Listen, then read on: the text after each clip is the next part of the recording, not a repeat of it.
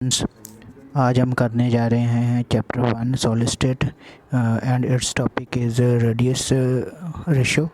तो radius ratio में सबसे पहले हम देखेंगे कि रेडियस रेशो का मीनिंग क्या होता है and then we will move forward. तो रेडियस रेशियो का मतलब क्या है? It is the ratio of radius of cation and anion in the crystal lattice. Crystal lattice में कटायन और अनायन की वो रेडियस की रेशियो क्या है, ठीक है। तो इसमें हम देखेंगे कि we know the radius of the cation divided by the radius of the anion. So radius of cation and anion अगर हमें पता हो तो हमारे पास एक पार्टिकुलर रेडियस रेशियो आ जाती है, ठीक है। उस पार्टिकुलर रेडियस रेशियो से हम पता लगा सकते हैं कि हमारे पास किसी भी चीज़ की ज्योमेट्री क्या होती है, ठीक है। तो किसी भी सॉलिड की जो ज्योमेट्री क्या होगी हमारे पास, तो ज्योमेट्री से भी हम जान सकते हैं, ठीक है, रेडियस रेशियो की वजह से। तो नेक्स्ट देख लेते हैं हमारे पास कि कोऑर्डिनेशन नंबर क्या होता है। इससे पहले कि हमें रेडियस रेशो की और चीज़ें करें तो हमें कोऑर्डिनेशन नंबर पता होना चाहिए। कोऑर्डिनेशन नंबर का मतलब क्या है कि एक सेंटर वाला जो हमारे पास पार्टिकल है उसको कितने ऑपोजिटिवली चार्ज्ड पार्टिकल ने उसको सराउंड किया है। तो यहाँ हम आयनिक सॉलिड की बात कर रहे हैं, तो आयनिक सॉलिड में हमारे पास कोऑर्डिनेशन नंबर जो है वो कितना आ जाएगा 4, क्योंकि यहाँ से चार एटम ने, चार आयंस जहाँ पार्टिकल्स ने, पॉजिटिवली चार्ज आयंस ने उसको सर्कल किया हुआ है, ठीक है। तो 4 हमारे पास हैं। तो नेक्स्ट हम देख लेते हैं कि हमारे पास जो नेक्स्ट बनता है वो कोऑर्डिनेशन नंबर 6 है। तो कोऑर्डिनेशन नंबर 6 का मतलब क्या है?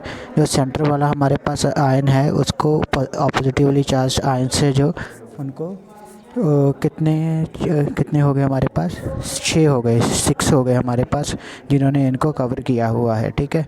तो इसी तरीके से हमारे पास कोऑर्डिनेशन नंबर जो है वो 8 भी हो सकता है। सो इन द कोऑर्डिनेशन नंबर 8 देखिए कि इसको 1 2 3 4 5 6 7 8 ऑब्जेक्टिवली चार्ज आयंस ने एक कटायन को जो कवर किया हुआ है, ठीक है स्टूडेंट्स। तो ये होता है कोऑर्डिनेशन नंबर। कोऑर्डिनेशन नंबर क्या है? हमारे नियरेस्ट नेबरिंग जो एटम्स हैं उसको, सेंटर वाले एटम को कितने एटम्स जहाँ आयंस ने, पॉजिटिवली चार्ज आयंस ने उसको कवर किया हुआ है। सो नेक्स्ट दे लिखते हैं हमारे पास रेडियस रेशियो कितना हो और उसकी क्या होता है, ठीक है। तो हमारे पास अगर रेडियस रेशियो हो 0.55 से लेकर 0.155 से लेकर, तो उसका कोऑर्डिनेशन नंबर पॉसिबल क्या होगा? 2, और उसकी स्ट्रक्चर जो लीनियर होगी, ठीक है। एग्जांपल हमारे पास BeF2 की है। इसी तरीके से अगर हमारे पास रेडियस रेशियो की 0.155 से लेकर 0.225 तक हो तो उसकी कोऑर्डिनेशन नंबर जो हमारे पास 3 हो गई।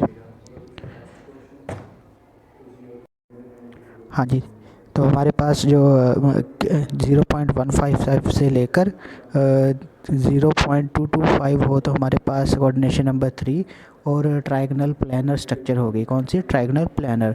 तो इसमें एग्जांपल B2O3 एग्जांपल आ गई, जिसका कोऑर्डिनेशन नंबर जहाँ CN जो है वो कितना होगा? 3 होगा। तो एग्जांपल ये ट्रायगनल प्लानर स्ट्रक्चर देगा। सो नेक्स्ट अगर हमारा कोऑर्डिनेशन नंबर 0.225 से लेकर 0.414 के बीच हो तो कोऑर्डिनेशन नंबर हमारे पास 4 आ जाएगा। और टेट्राहेड्रल ज्योमेट्री होगी। टेट्राहेड्रल जो है इसकी स्ट्रक्चर होगी। इसमें एग्जांपल आ गई zinc sulphate ZnS, zinc sulphide होगी, copper chloride, copper bromide, HgS हमारे पास ये है, हमारे पास जो बन गए हैं, ठीक है। तो ये एग्जांपल हो सकती है। तो नेक्स्ट हम देख सकते हैं कि 0.414 से लेकर 0.732 तक हो तो कोऑर्डिनेशन नंबर 6 आता है। तो 6 का हमें ऑलरेडी पता भी है कि ये ऑक्टाहेड्रल स्ट्रक्चर होती है। तो ज्योमेट्री अगर देखें तो इसमें कौन सी आता है?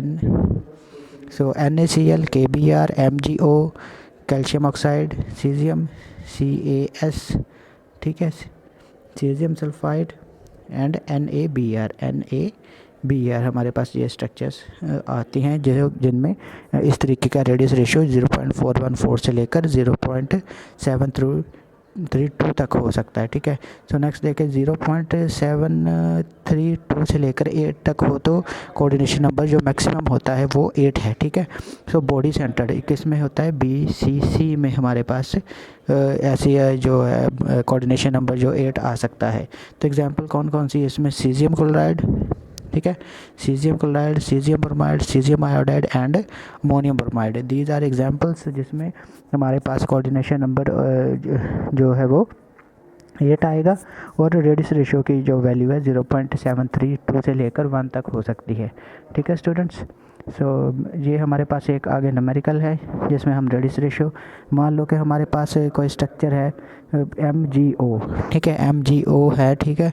तो उसका कोऑर्डिनेशन नंबर हमें प्रेडिक्ट करना है, तो वो कैसे करेंगे, हमें कटायन और अनायन दोनों का दिया गया है, ठीक है। जैसे 65 pm जो है अनायन दी है और 140 pm जो है रिस्पेक्टिवली हमारे पास कटायन और अनायन दोनों का जो है रेडियस दिया गया है। हमने जहाँ वैल्यू फिल की 65 pm और 140 और हमारे पास रेडियस रेशो आ गया 0.464 और हमें पता है 0.414 से लेकर 0.732 तक हो तो हमारे पास कोऑर्डिनेशन नंबर आता है 6। हमारे पास कोऑर्डिनेशन नंबर आएगा कितना, 6। तो अगर 6 हो तो हमें पता है इसके क्या होगा, हमारे पास ज्योमेट्री जो है वो ऑक्टाहेड्रल होगी। कौन सी होगी, ऑक्टाहेड्रल होगी, ठीक है स्टूडेंट। इसी तरीके से हम एक और न्यूमेरिकल कर लेते हैं।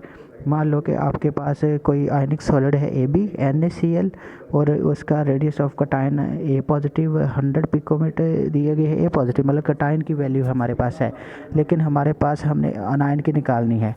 सो हमने एग्जांपल्स में पढ़ा है कि NaCl हो तो हमारे पास जो रेडियस रेशियो कितनी होनी चाहिए, 0.414 से लेकर 0.32 तक, तो ये हमारे पास रेडियस रेशियो आनी चाहिए, ओके। सो हम कैसा करेंगे कि इसको जो 100 को पहले डिवाइड करेंगे 0.414 के साथ, तो हमारे पास ये वैल्यू आ जाएगी। और अगर बाद में 100 को 0.372 जो मैक्सिमम इसकी रेंज है तो उसके साथ डिवाइड करेंगे तो हमारे पास 136.61 होगी। तो हमारे पास जो रेंज आ जाएगी कि कितना अनायन का रेडियस हो सकता है, तो 241.54 से लेकर हमारे पास 136.61 pm के बीच हमारा जो अनायन का रेडियस हो सकता है, ठीक है। रेडियस ऑफ अनायन इतना हमारे पास आ जाएगा, okay students. So thank you very much, thank you for watching this video.